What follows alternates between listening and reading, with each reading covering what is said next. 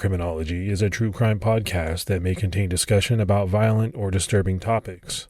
Listener discretion is advised.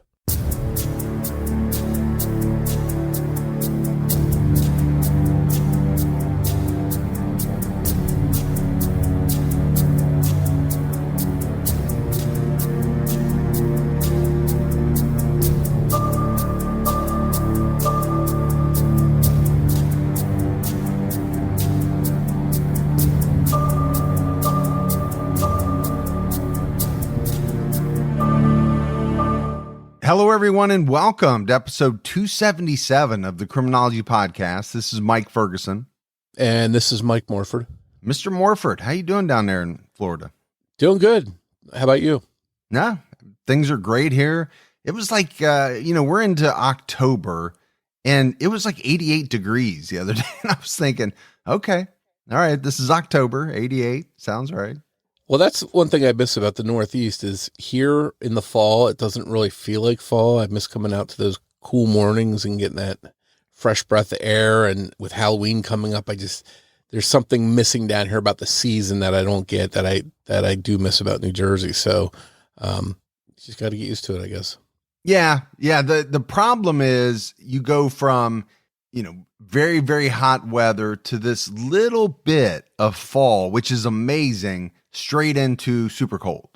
I feel like the fall season is very short feeling.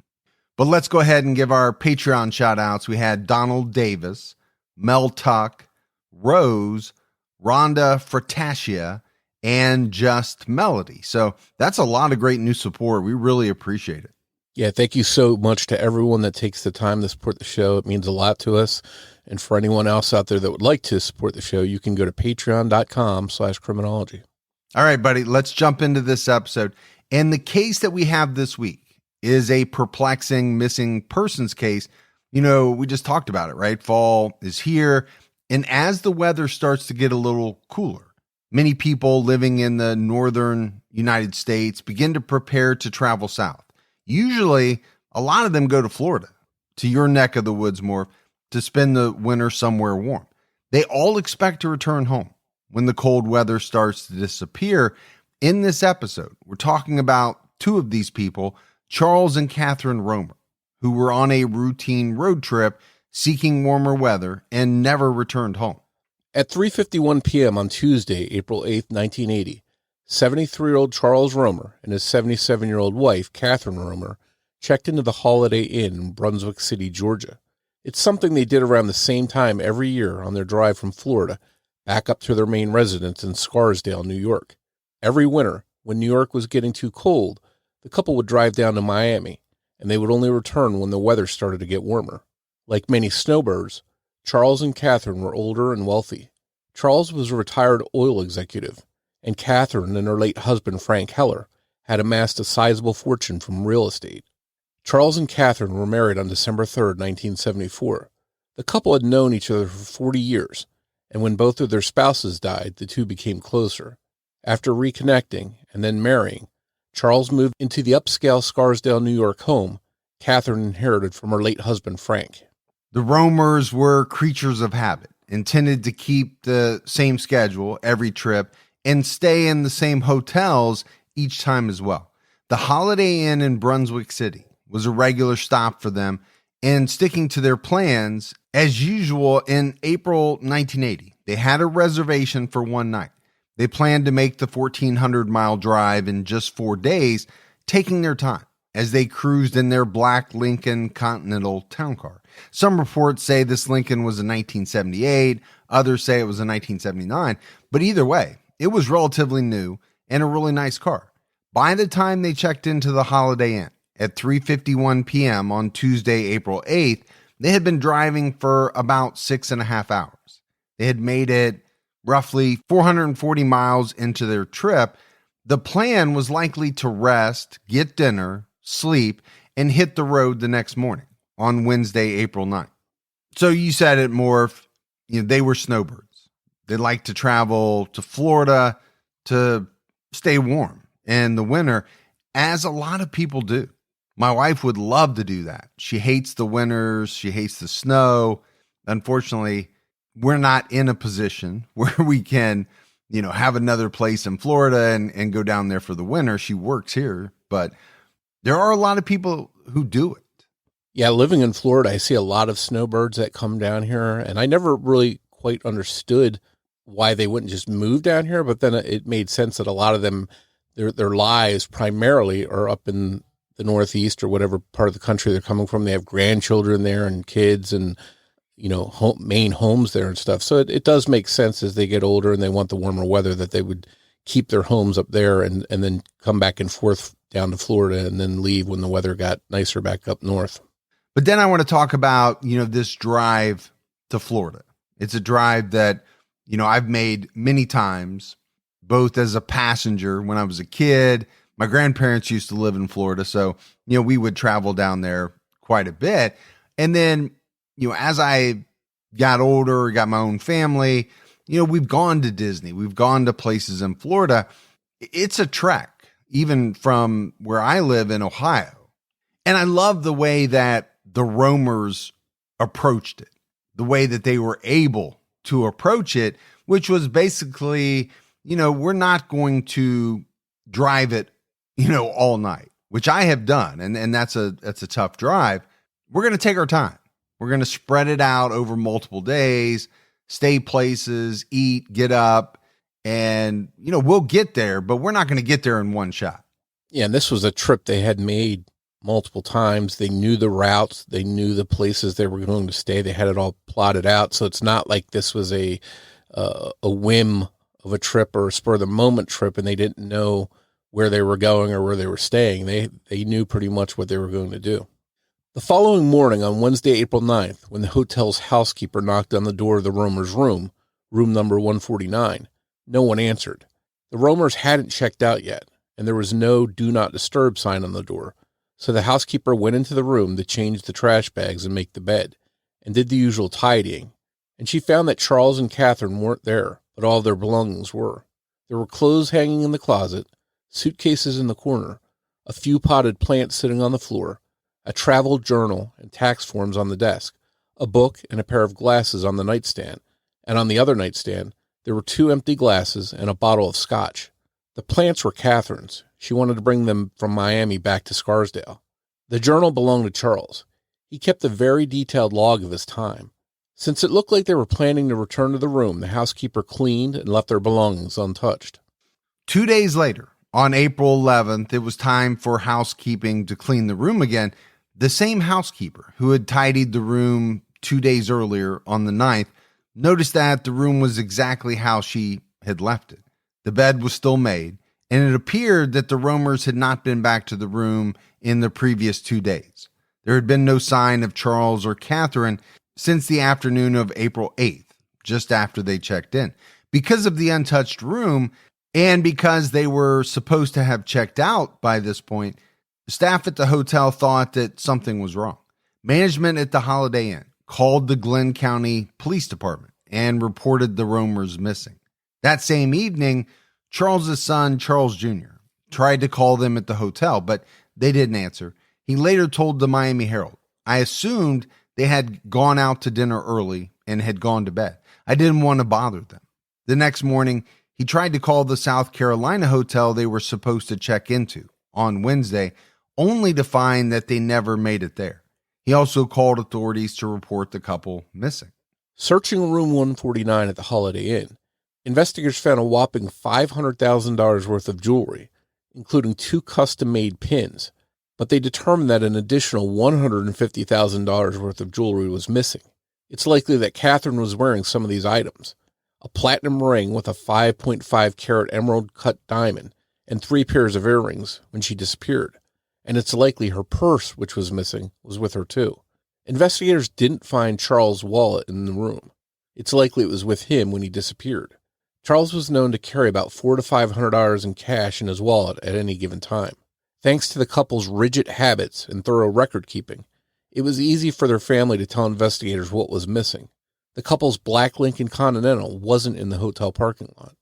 So we talked about it more. This was a fairly wealthy couple. But when you think about how much jewelry was found in the room and then also determined to be missing, that is a lot. We're talking about 1980, $650,000 worth of jewelry. Now, I get it as a snowbird. When you're going to be living for an extended period of time in another place, you probably want to take that jewelry with you. The other thing that kind of stuck out to me was, Charles carrying $400 to $500 cash. I think that was much more normal in 1980 than it is today. I just don't know that people carry nearly as much cash on them as they did back then with the proliferation of debit cards, and you just don't really need that much cash. Yeah, compared to what Catherine was carrying with all that jewelry, this wasn't an overwhelming sum that he was carrying in cash, but, to pay for different things that he didn't want to use a credit card for, to give tips to bellhops or whatever it might be, you can understand why he would have this cash with him. Authorities tried to figure out when exactly the roamers had last been heard from. After checking into the hotel on the 8th, the last complete entry Charles wrote in his journal was from April 7th, before the couple had left the Seaview Motel in Miami and checked into the Brunswick City Holiday Inn. That weekend was Easter weekend, and on that Sunday, Charles spoke to his son, Charles Jr., on the phone, and he wished him a happy Easter. Everything was fine.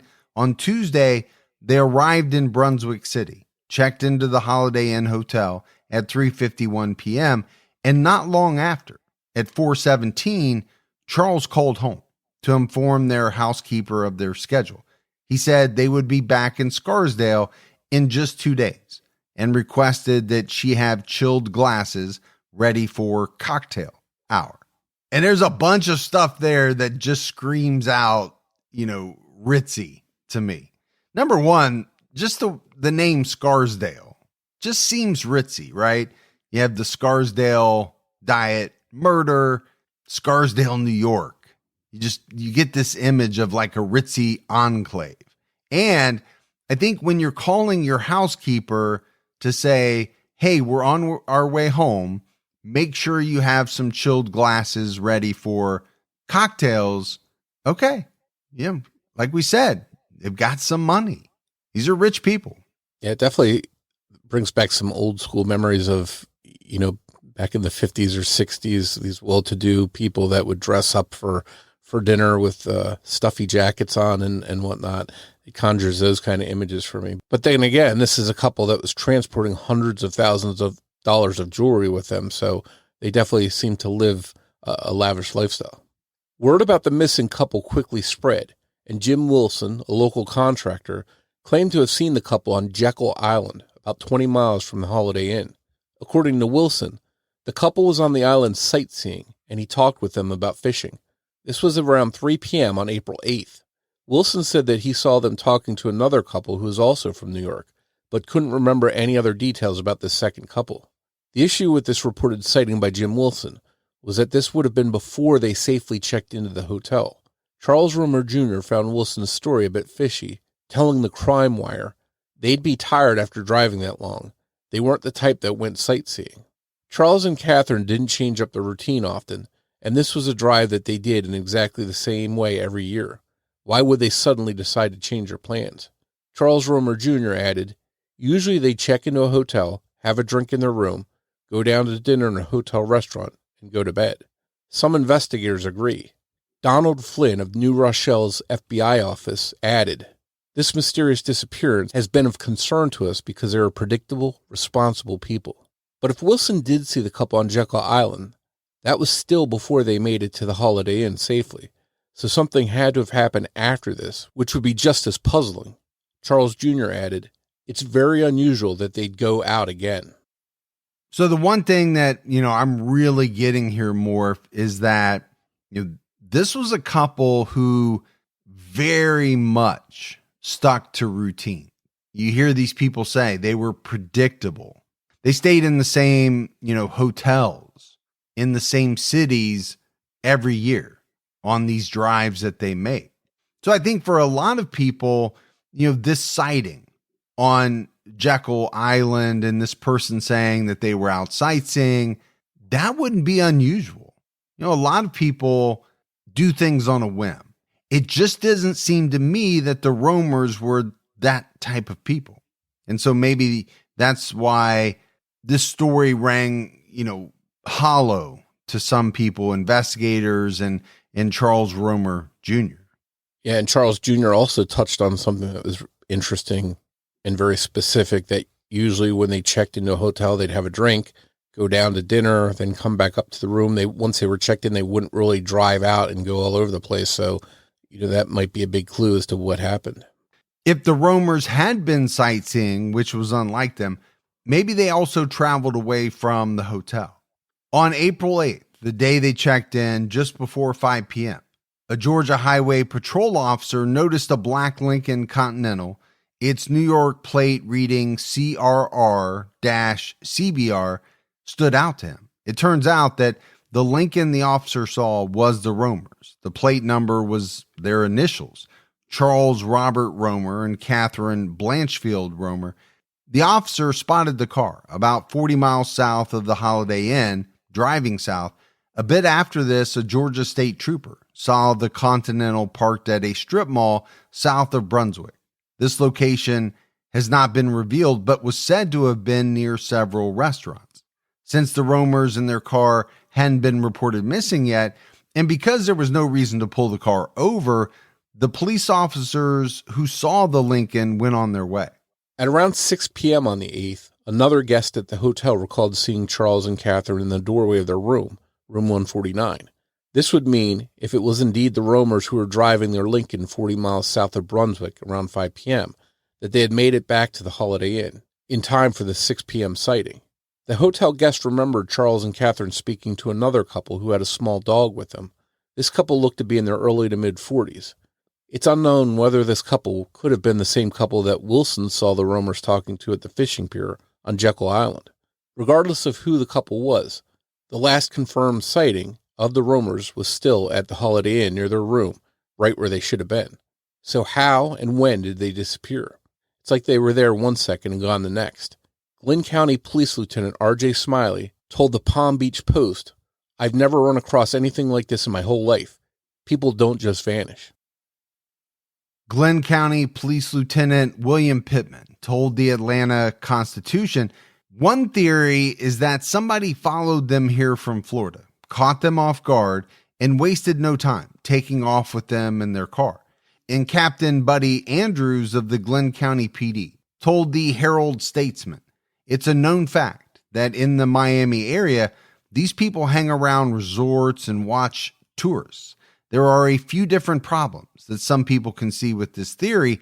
The first is that they had taken everything from their car up to their room.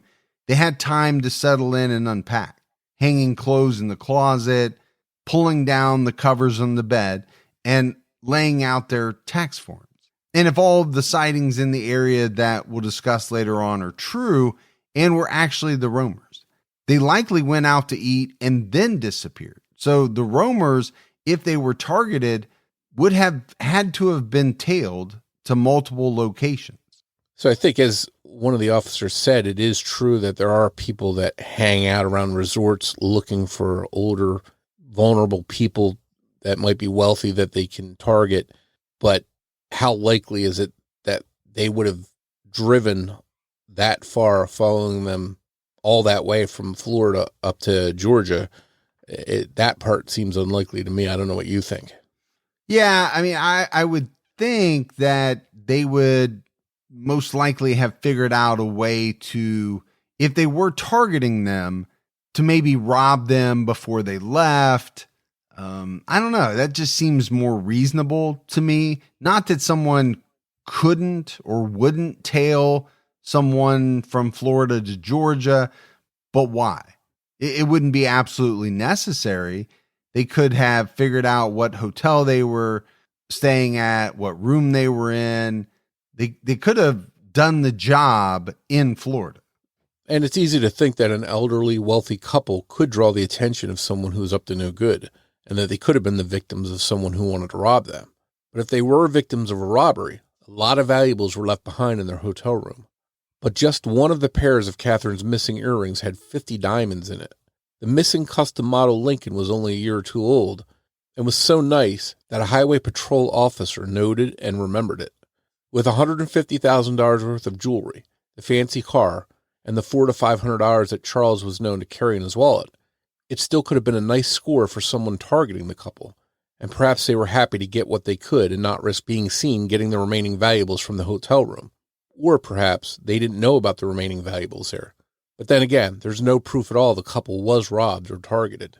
One odd thing is that a travel agency booked a reservation at the hotel for Charles and Catherine, but Charles Jr. wasn't sure which agency. Normally, the agency would have revealed itself 10 days after the reservation was honored, when an agent stepped up to collect commission on the booking, but by April 21st, no one had. This is probably the least popular theory, but this fact has led at least a few people to wonder if the roamers were set up by a travel agent. Maybe someone didn't need their commission because they had all that jewelry, the car, and Charles's cash. Again, this theory of kind of a rogue travel agent stalking the couple seems a bit unlikely. Well, some people theorize that perhaps the roamers were tracked and followed all the way from Miami, and their stalkers waited for the right moment to pounce. It's just as likely, or even more so, that they could have attracted the attention of someone up to no good near the hotel they checked into. The older couple with their jewelry and fancy car could have easily caught the attention of someone who saw them as an easy score. Catherine's wedding ring with the 5.5 carat emerald cut diamond would have been worth a lot of money, and she was known by friends and family to like to wear her extravagant jewelry out in public. She shipped it all with her from New York to Florida and back every year because she enjoyed wearing those pieces frequently. She wasn't known to take off her jewelry or hide it when she was traveling. Anyone, like an opportunistic couple on Jekyll Island or another guest at the Holiday Inn, could have taken notice of the wealthy couple and decided to strike. At the end of the day, there was no clear evidence, however, that the roamers had been robbed by anyone. So it seems to me, Morf, that the majority of the theories to this point in the story have kind of focused on the roamers' wealth, their extravagance, the jewelry, the car, all of that type of stuff as maybe attracting the attention of someone who thought that they would be an easy target. It would be an easy score. Now, the theories vary, right? From someone following them from Miami to a rogue travel agent setting them up, or to just some random person seeing them maybe in Brunswick or around that area. And I don't think, any of these are horrible theories. We know that any of these could happen. The travel agent thing's a little outlandish to me. But we know that there are predators everywhere looking for all types of things, but especially what they consider to be easy opportunities to get their hands on some money. Yeah, the jewelry, the cash, the car, it was all stuff that someone could have coveted and saw an opportunity to strike and take. But one thing that we know for sure, the car has never turned up. Obviously it could have been chopped up or sold, parted out, disposed of. But the jewelry also, that jewelry was so expensive and so valuable, it was traceable. And I guess there are records of that specific jewelry so that if it ever did turn up again, police might have found it at a pawn shop someplace or a jewelry store, but it's never turned up. So you have to wonder if it was stolen by someone, why wouldn't it show back up in circulation someplace if they had sold it or whatever? Yeah, and I think you're probably talking most likely about those pins. These were specially made and therefore traceable. Police were desperate for help and called on the public to come forward with tips, and the public responded. There were multiple purported sightings of the couple called in by the public, but none of them were ever confirmed to actually be Charles and Catherine Romer. One woman thought she saw the couple's Lincoln on Route 80, just 40 miles from New York City. This would have put them almost home in New York, but this sighting was brushed off by police as it just being a similar car. Another person thought they saw the Romers in a black Lincoln with what they called a group of hitchhikers in Tennessee on April 15th, but this too seemed like a dead end. And this last one kind of stuck out to me. From what we know of Charles and Catherine Romer, they don't seem like the type of people to just randomly pick up a group of hitchhikers in Tennessee. But, if that one was true, would it not really be a group of hitchhikers? Would it have been somebody who forced their way into the car, something like that? But again, you get all these tips that pour in these types of cases. Most of them are not valid. We know that. You still want all the tips you can get, but how many black Lincolns were driving around in the 1980s? And I would say the number is probably pretty large. While investigators worked leads called in by members of the public, authorities searched the waterways within 20 miles of the Holiday Inn. They felt it was possible that the couple may have had an accident and went off the road into a waterway. Helicopters were used to get an aerial view, and divers searched underwater. Brunswick City has a river on either side as well as to its south. There's plenty of water and multiple bridges in the area. There are many missing persons cases where someone has, for whatever reason, ended up driving off the road and into the water, just deep enough to obscure their car from view. In some of these cases that have since been solved, the missing person was in the original search area and had somehow been missed in the search. Sometimes cars can be obscured by mud and other debris, or divers can be searching in such low visibility that they miss something just feet away from them. Looking again at the clues in the hotel room, it's never clarified in any reports or articles whether the 2 glasses on the nightstand near the bottle of scotch had been used or not. If they were clean glasses, they could have been set out next to the scotch for later in the night, maybe after dinner, and after the 2 had gone over their taxes. If they had already been used, it might give a bit more weight to the theory that they drove off, possibly affected by the alcohol, and swerved off the road and into a body of water somewhere. One article in the Reporter Dispatch mentions the bottle of scotch was half empty, but we just don't know for sure when the first half of the bottle was consumed. Local Georgia authorities conducted a number of searches, but all of them came up empty. Authorities ran out of places to look. Glynn County Police Lieutenant R.J. Smiley told the Palm Beach Post, "We got a few leads and we ran them down, and they always led to a dead end." By July 1980, the search had been called off. At that time, Neil Herman, an agent with the FBI's New Rochelle office, told the New York Daily Times, "We're still treating the case as a missing persons case, but there has been no reason for us to consider it a kidnapping because there has been no demand for a ransom." And Captain Buddy Andrews added, "There's really not a thing else we can do. We've searched the entire county and shared every bit of information we had with the FBI." And I think you hear similar things in many unsolved cases, right? Tips come in, the authorities conduct searches, they follow up on leads, but none of it really leads anywhere. And so at a certain point, when they run out of tips and leads, what else are they supposed to do? Yeah, we've talked about cases where it seems like the police didn't actively pursue stuff and they maybe sat on their hands a little bit and didn't get involved right away. It seems like they took this case serious right from the beginning and they followed up on leads, they did searches, and there was just nothing for them to go on. No one direction to point them in to say what happened to this couple. Though the search was officially over, people were still looking for the couple. In 1982, 34-year-old George Baker made the news due to his efforts in the search for Charles and Catherine. He told the Atlanta Constitution, "I think about the Romer case every day." Baker, a Southern Bell telephone installer, was also an auxiliary police officer who would assist when divers were needed. He had been part of the original search for the couple, but was now performing dives on his own. Dive by dive, he was searching for the Romers.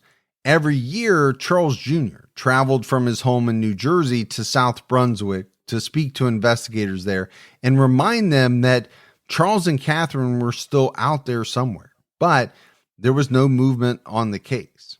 And this guy, George Baker, is fascinating to me because you do hear about this quite often.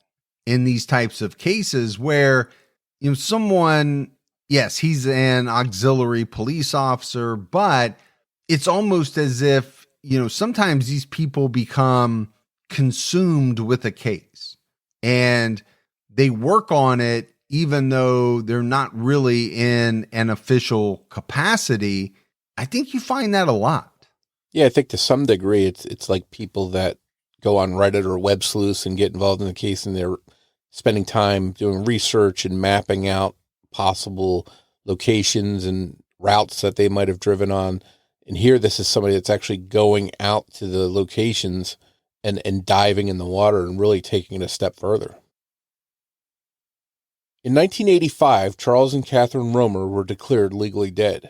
Charles's estate, worth approximately $1.2 million, which is almost $3.5 million today, passed down to his sons, Charles Jr. and Richard.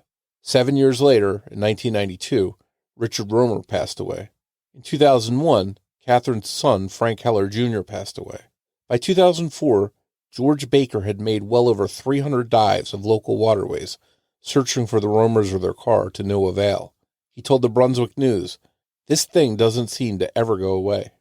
It seems as if a new tip given to George Baker may have held a clue. A woman reported that on the night that the Romers were last seen, her husband, a bookmobile delivery driver, was run off the road by a black Lincoln town car. They had tried to give this tip during the original investigation, but felt that it may have gotten lost in the shuffle since there was so much activity and so many tips coming in at the time. Though her husband was deceased, she still had the delivery ticket from that night, showing the area that he was working in. Apparently, Baker had independently been focused on this area before he received the tip. He planned to search an undisclosed location based on this tip and his research with a few other rescue divers. Baker said, "I just want to give them a decent burial if I can." Near the area where the man was run off the road by a Lincoln town car, there used to be a bridge. There's just a small boat ramp there now, and the bridge is just south of where it once was. If you look on Google Maps, you can easily find the boat ramp labeled South Brunswick River Boat Ramp. And if you look at old aerial photos, you can see where the original bridge was in the 1950s. Just 2 miles southeast of this area, in Fancy Bluff Creek, a Lincoln town car seat was found floating in 1986. This was after the Romers had legally been declared dead, so the investigation into their disappearance was likely already closed. It's unclear how much the town car seat was looked into.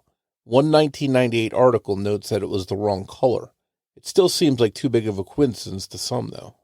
Charles Romer had owned the apartment down in Miami since the 1940s, so if he crossed the South Brunswick River on trips back then, he definitely would have used the bridge that was originally replaced by Georgia State Route 303. After he retired, Charles and his first wife, Jane O'Shea, would drive down to their property in Miami for the winter together until her death in 1973.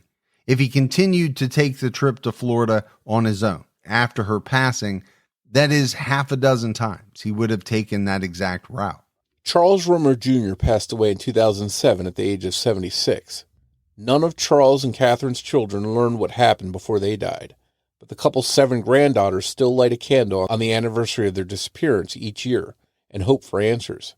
Sadly, in 2010, George Baker was still searching for Charles and Catherine in vain. In July, he searched the South Brunswick River again.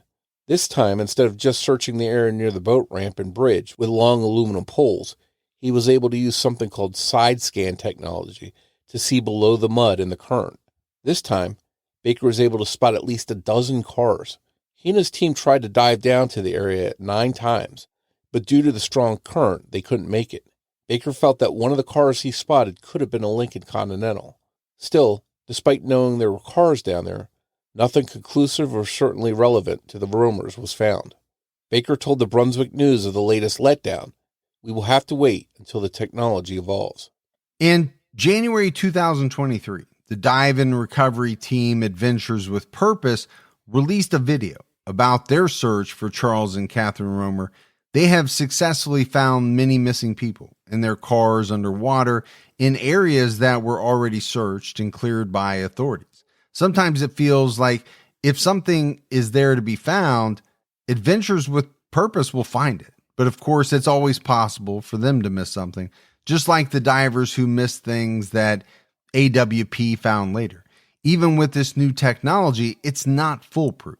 If you're not trained well, the marks on a scan that indicate a car could just look like rocks at the bottom of the river.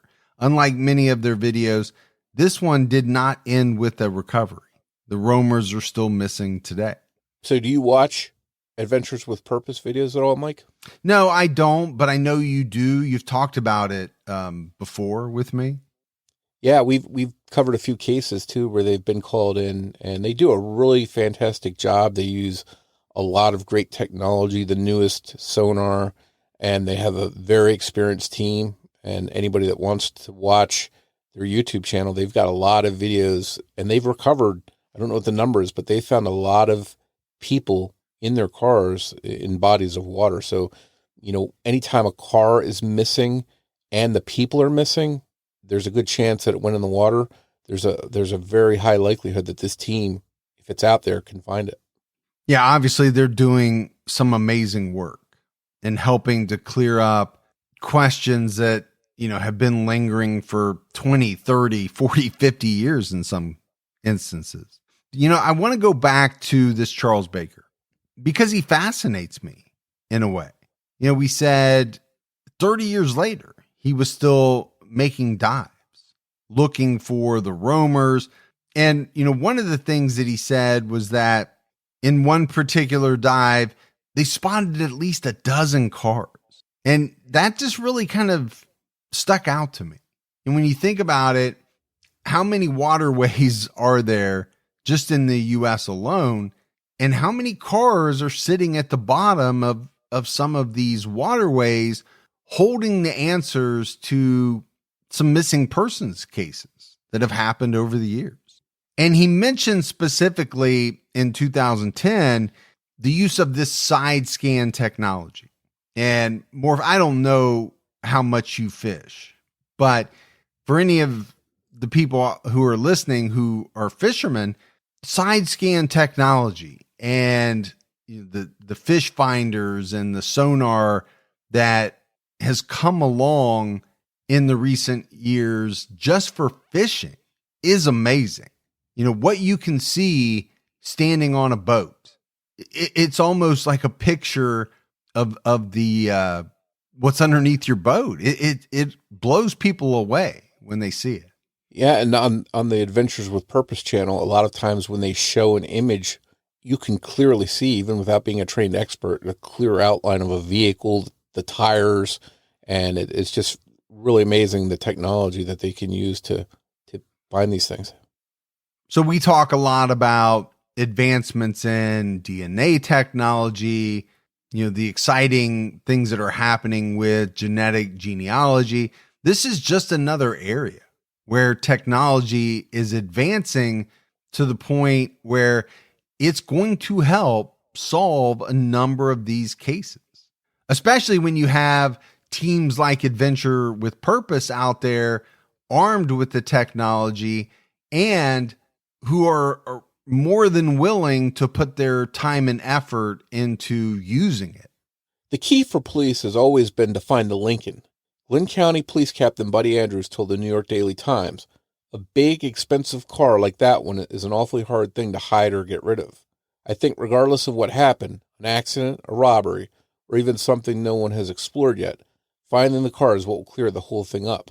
If we find the car, we'll be close to answering all our questions." If someone did follow the roamers up from Florida and kidnap them to steal the Lincoln and the valuables they had with them, the car could really be anywhere. The suspects could have dumped the car in one of the waterways that people assume the roamers drove into, but they also could have used the car to get far away from Brunswick. It could have been dumped in any body of water, but it also could have been scrapped or chopped or parted out, or hidden away somewhere in a barn, a garage, or even buried. In November 2022, a convertible Mercedes was found buried in the backyard of a mansion in Northern California. After a quick investigation, it was determined that the owner of the home had buried his Mercedes worth $1.2 million to get the insurance money. The car was reported stolen in 1992 and literally unearthed 30 years later. The Romer's Lincoln could also be buried somewhere. In looking at all the clues, or the lack of clues, and especially at all of the searches, the most likely theory for many in this case is that Charles and Catherine did sadly somehow drive into the water. They usually didn't go sightseeing or go far from the hotels they stayed at. They were getting older, and they could have decided to change it up, wondering how many of these trips they would take together in the future. So maybe they decided to make a short, spur-of-the-moment trip to sightsee, or maybe they just went out to dinner. If the Romers were parked near restaurants in the evening, south of Brunswick, where their car was supposedly seen, they would have needed to cross South Brunswick River to get back to the Holiday Inn. If after dinner they headed toward the river and it was their black Lincoln that the bookmobile driver saw, something was clearly happening by then. The bookmobile driver didn't just see a black Lincoln, he claimed to have nearly been run off the road by it. Some take this to mean that someone else was driving the car wildly, like a getaway car, or perhaps they had carjacked the couple and abducted them. But it could also be a sign that perhaps there was some sort of medical emergency. If the bookmobile driver was heading away from the river and the Romers swerved into his lane, then they easily could have ended up on the path to the boat ramp, which runs parallel to the road they were supposed to be on, and ending up in the water is a real possibility.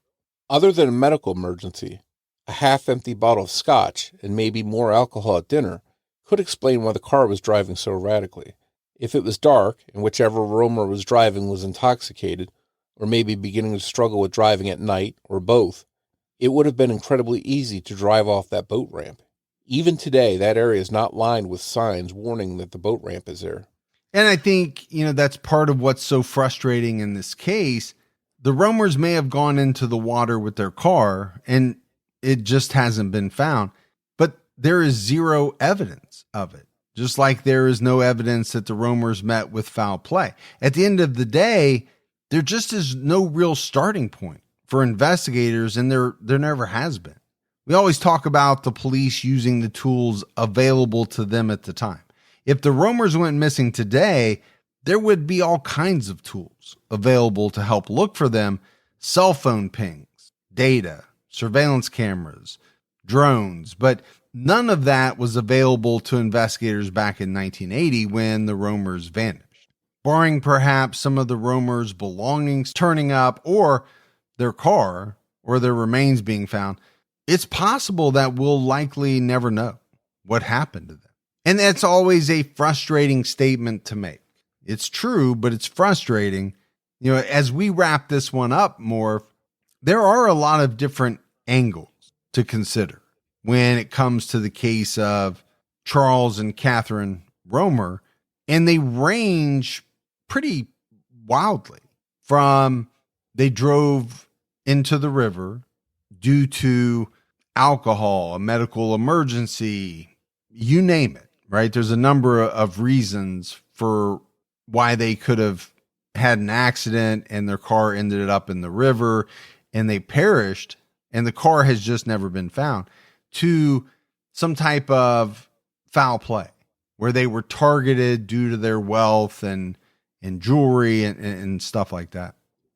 And I think the important thing is for police is to have a starting point, whether it's a missing persons case or a murder, just trying to track their last moments and have some direction to head in is what starts off an investigation. But here, when you have no starting point and no sign leading to any one avenue of investigation, where do the police start? They have to sort of consider everything.